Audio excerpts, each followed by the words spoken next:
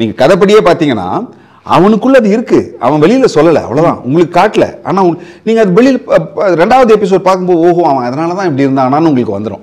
அப்போ நம்ம அதை வந்து நாம் முன்னாடியே கொடுக்க வேண்டியிருக்கு. ஆனால் அது நீங்கள் ஹோலாக பார்க்கும்போது தானே அந்த இஷ்யூ வரும். ஆமாம். இப்போ நீங்கள் ஹோலாக இந்த கதை அதுதான் சார் இங்கே பிரச்சனை. என்ன பிரச்சனைனா சார், இப்போ நான் ஒரு கதை கேட்குறேன்னா உங்கள் ரோல் மட்டும் கொடுங்க, உங்கள் ரோல் மட்டும் கொடுக்கட்டுமா அப்படிங்கிறது ரொம்ப கஷ்டமாக இருக்குது.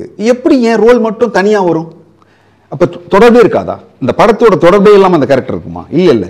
இப்போ இந்த படத்தில் இருக்கக்கூடிய ஒரு கடைசி ரோலுக்கும் இவனுக்கும் ஒரு கனெக்ஷன் இருந்தால் தான் அது படம் இல்லையா? ஒரு லீட் ரோல் இருக்கவன் எங்கேயோ ஒரு கனெக்ஷன் இருக்கும். அது அப்படிதான் நீங்கள் ஒரு ஒரு ஒரு லைஃப் எடுக்க முடியும். அப்போ அது தெரியாமல் நான் இந்த கேரக்டர் எப்படி வாழ முடியும்? ஆமாம். அப்போ அதனால தான் நான் சொல்கிறேன், நீங்கள் யாருக்கு சொன்னாலும் ஒரு சின்ன கேரக்டர் பண்ணுறா அவருக்கு அது மட்டும் தெரியணுங்கிற நினைக்கிற போக்கு இருக்குல்ல, அதுவே மிகப்பெரிய வயலன்ஸ். அது நீங்கள் ஒரு நடிகர் மேலே நிகழ்த்துற வயலன்ஸ். அது எல்லாருக்கும் எல்லாம் தெரிஞ்சாதான் சார் ஒரு கதை.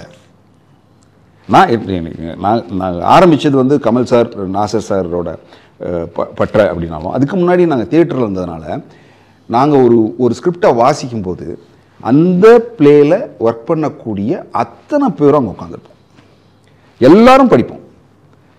அப்போது இந்த மொத்த பேருக்கும் அந்த ஸ்கிரிப்ட் என்ன, அது என்ன சொல்லுதுன்னு எமோஷனல்லேருந்து everything, each and every corner எல்லாருக்கும் தெரியும். ஒரு டேபிள் ரீட் மாதிரி, கம்ப்ளீட்டாக டேபிள் ரீட் கேட்போம். சரி நீ என்ன, உனக்கு என்ன தோணுச்சு, உனக்கு என்ன இதில் பிரச்சனை இருக்குது, இதில் என்ன பாசிபிலிட்டி, என்ன பாசிட்டிவ் திங்ஸ் இருக்குது, என்னெல்லாம் பண்ணலாம். இப்போ எல்லாருக்கும் எல்லாரை பற்றியும் இந்த கேரக்டர் இப்படி இருக்க போதுன்னு அவனுக்கு தெரியும், என் கேரக்டர் எப்படி இருக்க போதுன்னு மொத்தமாக தெரியும். நாங்கள் அந்த வாழ்க்கைக்குள்ளே வெறும் ரீடிங்லேயே உள்ளே வந்துடுவோம்.